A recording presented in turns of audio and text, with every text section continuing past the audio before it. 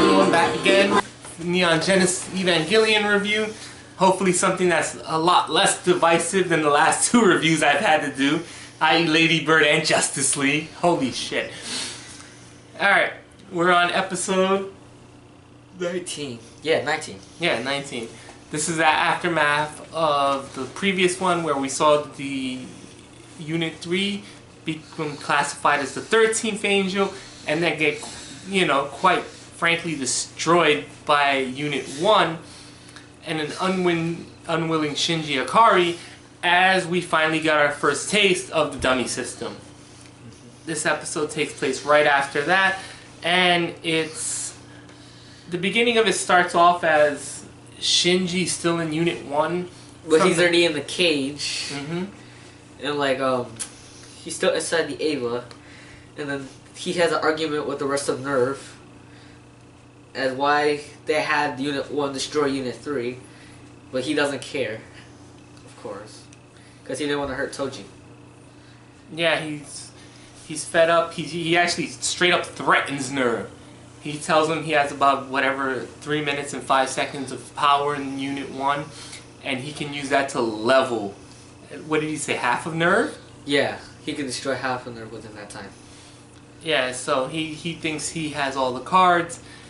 In his play, he ends up finding out that he's wrong. Gendo straight up knocks him out by turning up the LCL level. Yeah. The first half of this episode is called A Man's Battle.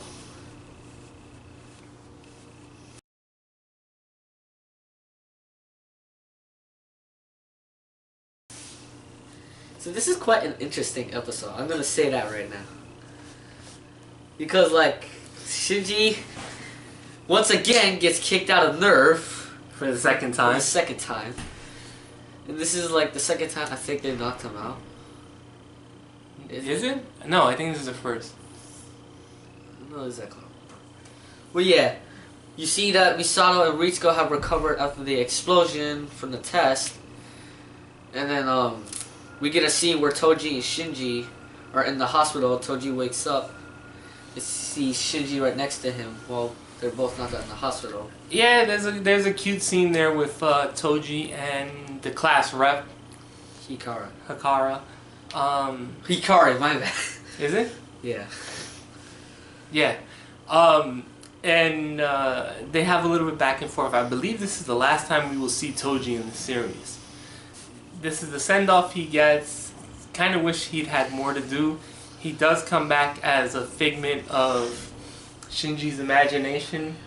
Yeah. He will be returning later on in the Human Instrumentality Project, but that's not really him. That's how Shinji sees him in his imagination.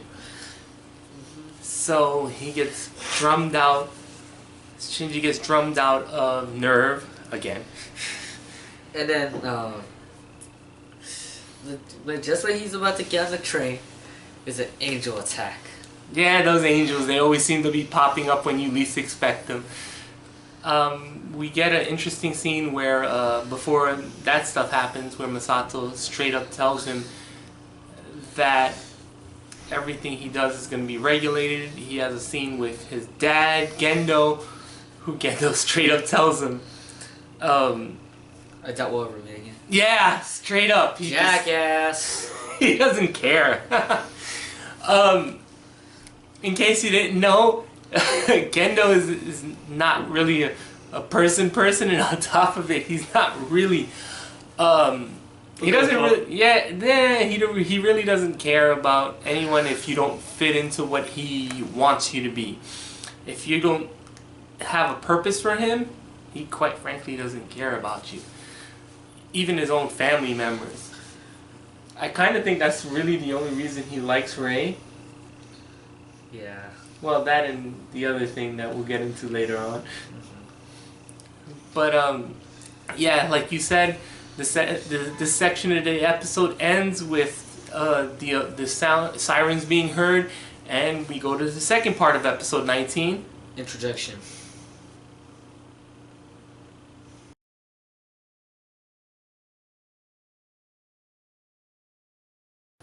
Yes, I said that right. Yeah, I didn't say anything. We're introduced now to the 14th angel, which has sword arms, or kind of sword arms that look like paper towels. yeah, or regular towels. No, paper towels. Either one. It's towers. Towels. Towels. Whatever.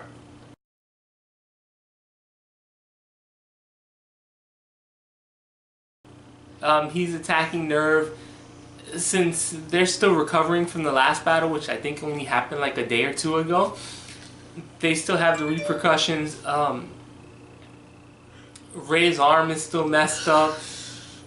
And so they try to use her for Unit 1, which they refuse her.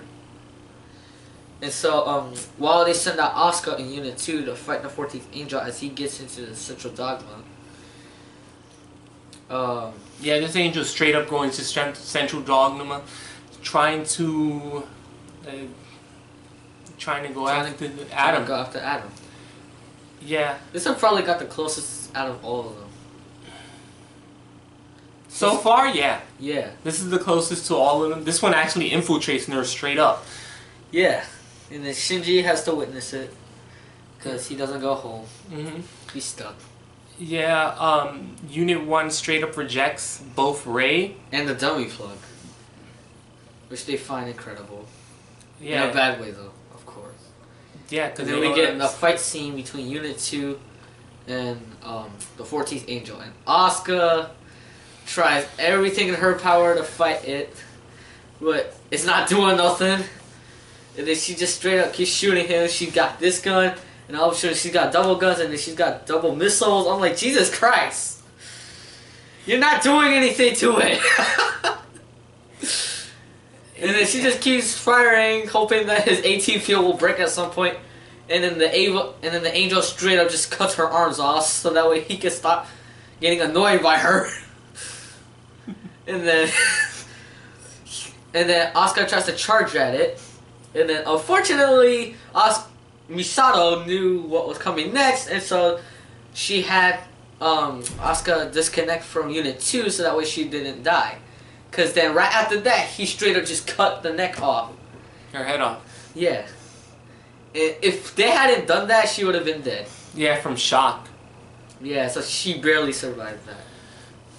Yeah, and there's, not only does the Ava reject Ray, the dummy plug. It rejects the dummy plug as well.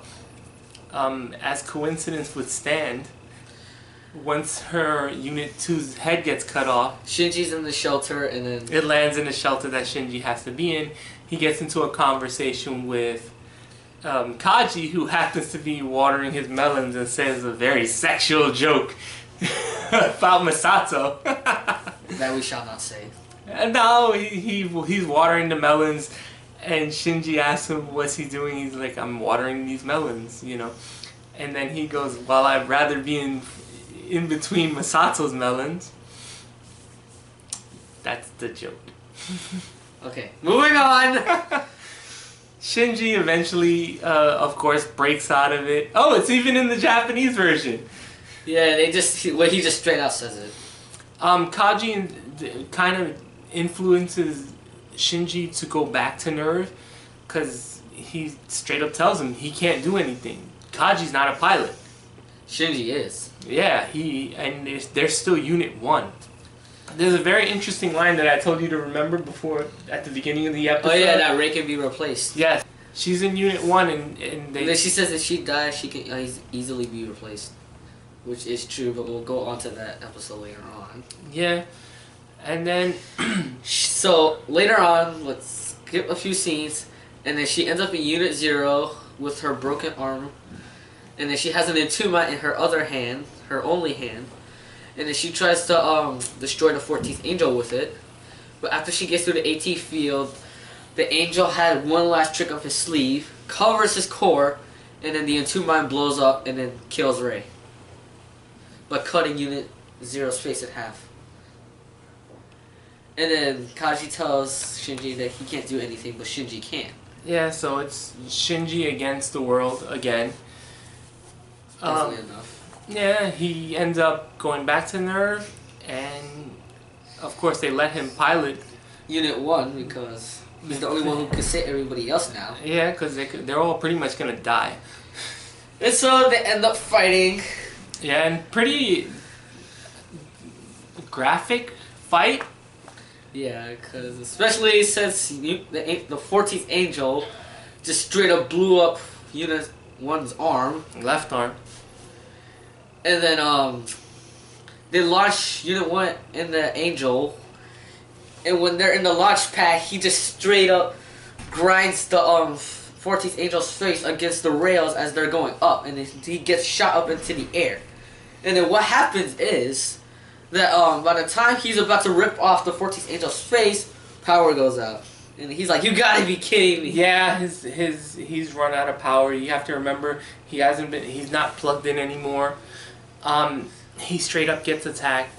There's a lot of blood in this scene. He reactivates the Angel. This is what, the third time? Or was it fourth the time? Ava. Is it the fourth time it reactivated after it lost energy? I think this is like the second or third time that it comes on.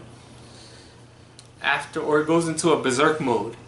Yeah, but this time it really goes berserk. Because when he finally reactivates Unit 1, it grabs the 14th Angel and it's literally growling at him. Like straight up face to face. And then so Unit 1 starts fighting back, beating the crap out of the 14th Angel while it was just walloping on Unit 1's core as he exposed him. And then he grabs a piece of the 14th Angel and rebuilds and regenerates his arm, fusing with the 14th Angel. And he has his straight up beat the shit out of it. Yeah, and even Maya says that his sync ratio with Unit 1 is over 400%. Like, jeez. But there's an obvious reason why. I'm not gonna go into spoilers for that yet. Why not? We've gone into spoilers about everything else. But he ends up destroying the Angel and eating it. And there's an interesting line in it where Risco says Unit 1 is taking into the N2 engine. Yeah. So. Yeah, he's taking it as he eats. This is once again the Unit 1 losing control. And not only it is, and then but this time the difference between this episode and the last episode it was by the dummy plug. This is all its own fault. Yeah. It's totally different, and he's actually eating the Angel just straight up.